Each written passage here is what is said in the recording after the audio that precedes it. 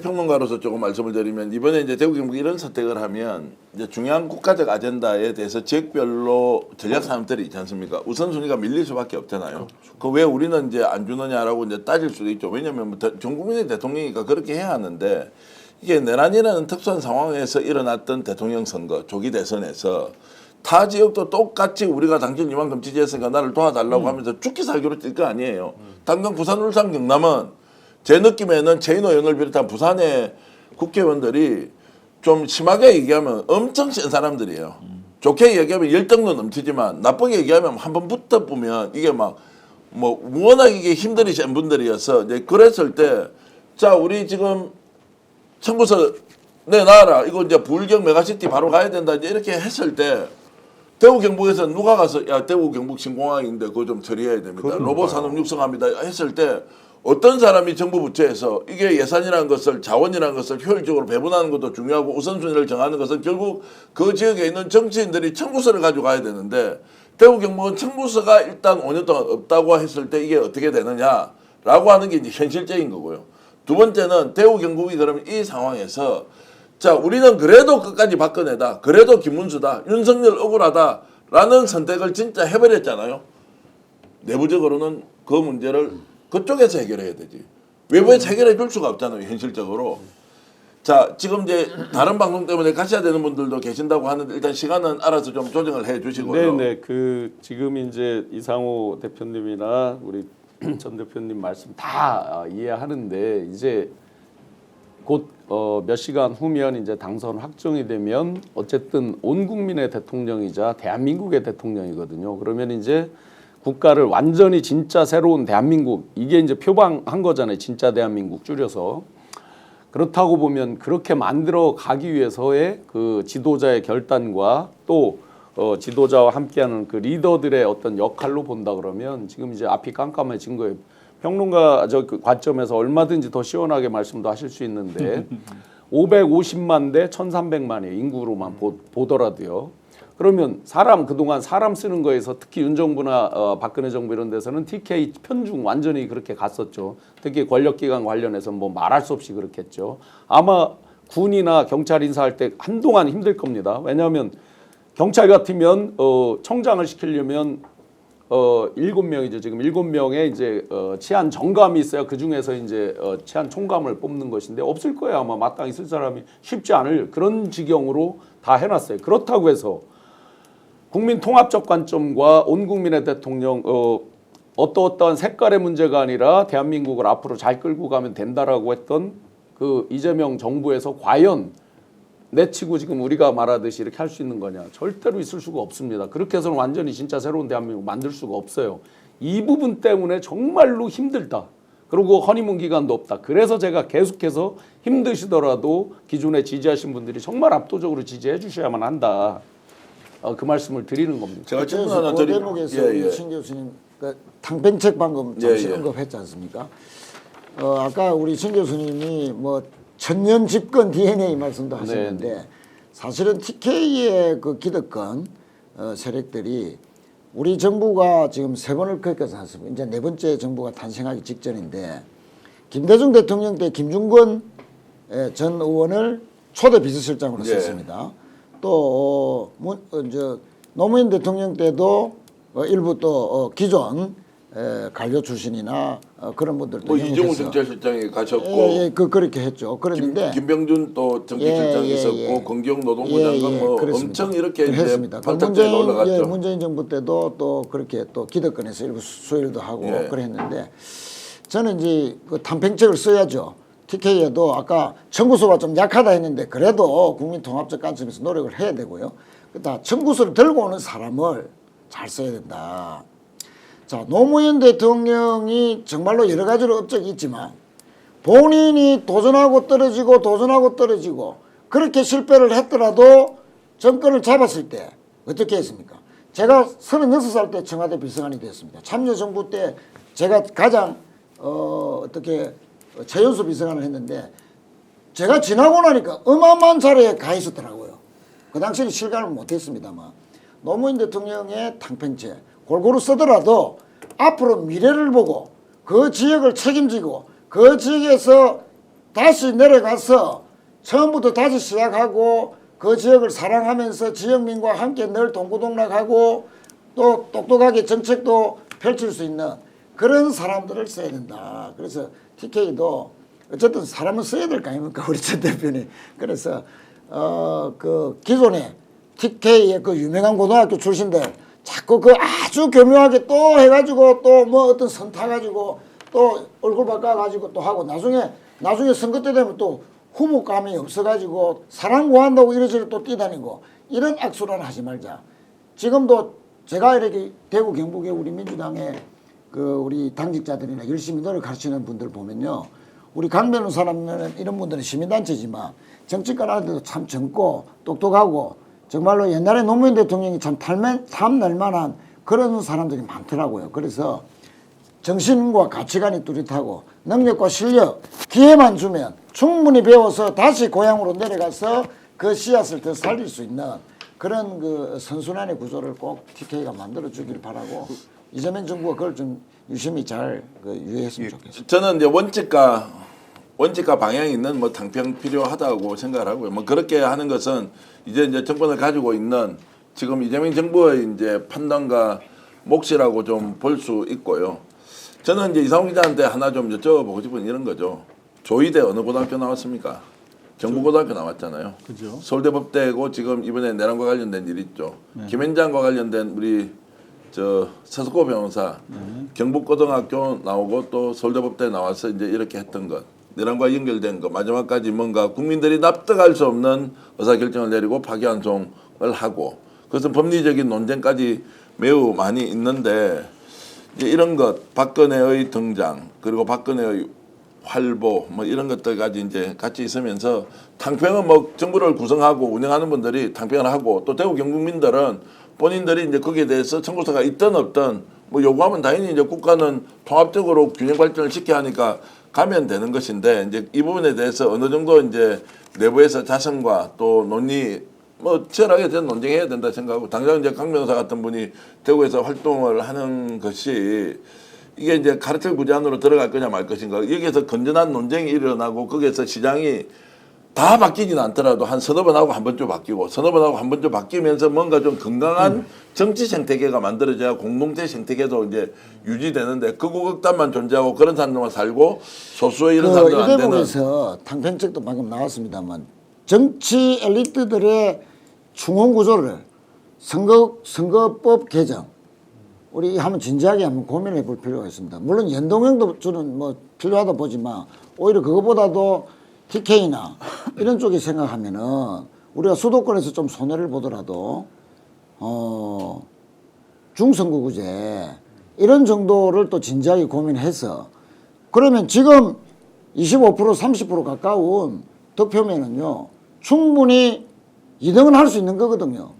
그러면 2등이 국회의원 된다라고 하면 더 상승 효과가 있습니다. 그렇습니다. 예. 그래서 저는 이 영호남의 통합에서 출발한 이 선거구제 개편을 이제 전 국민의 통합, 국민 통합의 관점에서 저는 진지하게 이재명 정부에서 한번 나는 선거법 개정에 대해서도 결국 한번 중대선거구제 예, 정치 계획에도 말씀하시는 예, 거네요. 정치 계획에도 좀 신경 써야 되고 수도권 의원들은 좀 내심 좀 어떻게 생각할지는 모르겠습니다만 그러나 그리 제도로서 우리가 국민 통합을 이룰 수 있는 방법도 있다 하는 글쎄요, 점을 통합이 어떤 게 통합인지 아까도 잠깐 얘기했으면 봉합과 통합은 다르다라고 생각하고 이번 투표 같은 경우는 인물 뭐 정당에 대한 뭐 창발적인 개개인 시민들의 자율 투표의 결과이기 때문에 존중해 줘야 된다라고 하는 부분에 대해서는 전 동의 못 하겠다는 거고 예. 실제로 당장 지금 대구와 경북의 발전을 위해서 우리가 중대선거구제를 전국적으로 한다? 그러면은 다른 지역에서 들어오는 불순물에 대해서는 또 어떻게 우리가 컨트롤하느냐. 이게 이 초과 삼간 때문에 전 국토를 다 태울 필요는 없지 않느냐 이런 생각이 일단 그리고 일단 들고요. 그리고 또 하나 좀 말씀드리고 싶은 게 기본적으로 이제 당장 이재명 정부가 이제 탕평 인사를 준비하는 것으로 지금 계속 포착이 되고 있는데 내부에서도 이런저런 논란이 이제 벌써부터 제기가 되고 있는 것 같습니다만은 저는 기본적으로 이번 인사가 왜 탕평이어야 되는가? 어차피 이 후진 정부 말고는 지역이라든가 연고에 따른 그 인사 별로 안 했어요, 사실. 근데 워낙 이제 DJ 때는 전라도 지역 인재들이 워낙 오랫동안 전통적으로 소외됐기 때문에 좀 적극적으로 인물 발굴하려고 애를 썼습니다만, 저는 명확한 원칙만 있다면 저는 탕평이 존중받을 수 있을 텐데, 지금 보면은 과연 그 명확한 원칙이라는 게 국민, 이 혁명 정부의 성공을 바라는 절대 다수의 이 시민 혁명 세력을 만족시켜 줄 수 있는가에 대해서 이제 지금부터는 저희 언론의 관심은 그런 쪽에 좀 집중돼야 된다, 이런 생각을 하고 있습니다. 자, 탕평이 만사는 아니다. 그 말씀에 이제 동의를 하면서요. 이제 저는 이제 약간의 차이는 이런 게 있습니다. 이제 최인호 의원께서는 정치를 하는 분이고, 정치는 어떤 경우에도 아무리 소수가 거기에서 지지를 했다고 하더라도 결국에는 이기고 지고의 문제를 떠나서 국민 통합이라는 과제를 안고 있기 때문에 이제 그런 부분은 통합적 사고가 충분히 저는 이해가 되고요. 그래서 이제 대구 경북을 선거 제도를 바꿔서라도 정치적 다양성을 좀 확보해 주는 것은 제도보다 더 빠른 게 없다라는 것은 의식의 변화 대구 이전에 경북뿐만 아니라 부울경도 예, 마찬가지입니다. 이제 그런 분의 이제 제안은 뭐 지금 우선순위에서 맞느냐 아니냐는 것은 이제 좀 아직은 지금 논의를 우리가 본격적으로 할 일은 아닌 것 같은데, 어찌됐든 부산에 계시기 때문에 저렇게 말씀하실 수 있는 거예요. 대구 출신이기 때문에 얘기할 수 있다고요. 우리는 더 강하게.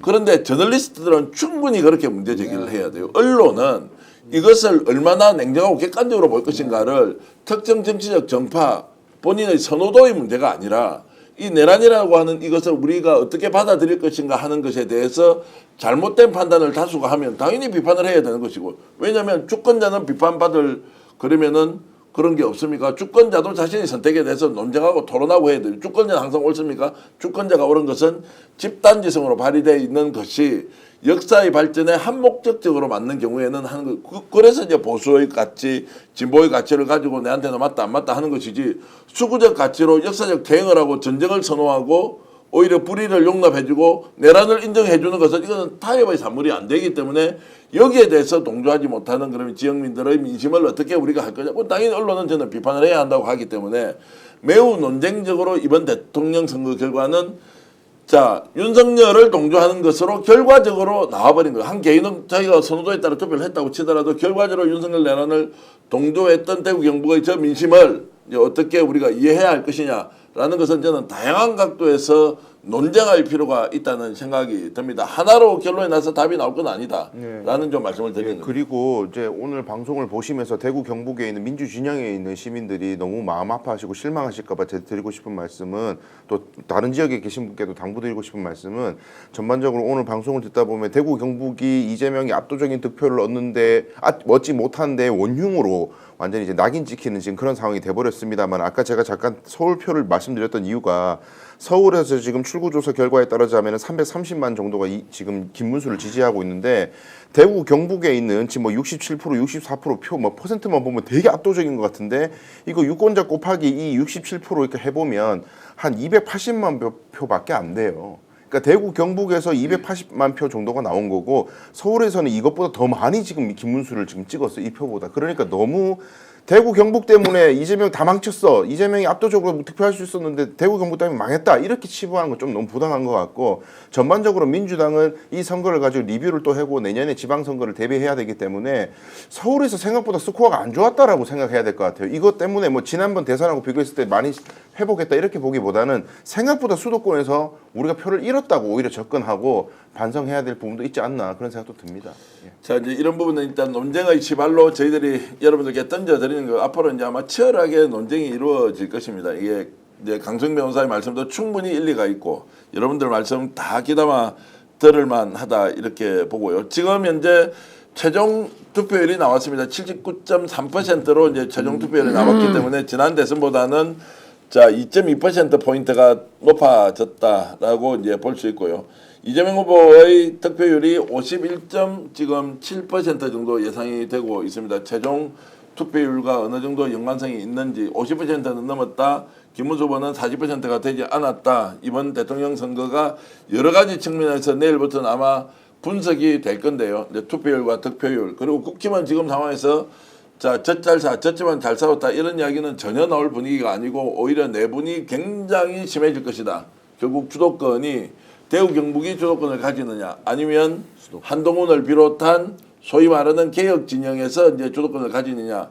투표의 결과로 보면 TK가 완전히 말뚝 꽂아놓고 여기서 흔들기 시작하면 어느 누구도 대적하기 어렵다. 그렇게 보면은 김문수가 대구 경북을 기반으로 계속 정치를 할 수 있다는 거 여러분 예상이 되시지 않습니까? 그러면 개혁 진영에서 뭔가 했던 사람들은 대구 경북을 빼고 할 수 없는 상황이어서 정치적으로 돌파구를 찾는 것이 굉장히 어려울 것이다. 또 하나 더 말씀드리고 싶은 것은 윤석열 김건희 이슈가 대구 경북을 중심으로 똘똘 뭉쳐서 끝까지 자신들이 정당하다는 방식으로 이제 거리투쟁을 하는 사람들 또 거부극단화되어 있는 바깥에 종교 세력들 있지 않습니까? 이쪽하고 손을 잡고 갈 가능성이 있기 때문에 이재명 정부가 새로운 길을 향해서 나가는 것과 정반대의 퇴행적 형태의 국힘 운영을 우리가 목격할 가능성이 있다라고 저는 보고 있습니다. 어떻습니까? 일단 그게 아까 뭐 신용환 교수께서도 우려하는 그런 대목이긴 한데 저는 오히려 그렇기 때문에 아까도 말씀드렸습니다만 카밍아웃을 해준 거거든요. 그 정체를 정확하게 드러냈기 때문에 오히려 극복하기가 더 용이하다. 그리고 부울경에 매우 유의미한 그 지지세가 김상욱 의원의 선행적인 탈당을 부러워하면서 충분한 원심력으로도 작용할 수 있지 않겠는가. 네, 그런 생각을 해봅니다. 알겠습니다. 참 재미로 구경만 하면 참 재밌는 것인데 이것이 가지고 있는 여러 가지 이제 역사적, 사회적 또 지금 현재 시기적 의미를 참 따져보면 너무 안타깝다 이런 생각이 들어서. 근데 저희가 지금 하나도 검명을 안 하고 있는 이번 성과 중에 빛나는 성과가 이준석을 7.7%로 단단히로 묶어냈다. 이거는 저는 반토막 냈네. 네, 김민석 최고와 이재명 후보가 후보의 마지막까지 단일화한다. 네, 그 결국 단일화한다로 미리 그 예정 통로를 이렇게 봉쇄한 그 전략적인 그 언명의 힘이 막 크다. 또 이런 생각이 드네요. 뭐 역사에서는 가정은 없지만 단일화가 됐으면 오히려 이재명 후보의 지지율이 훨씬 더 높았을 수도 있겠다는 생각이 드는데 그것은 뭐 가정일 뿐이고 어쨌든 이런 7.7%면 선거 비용 보전을 받습니까? 아 전혀 못 없죠.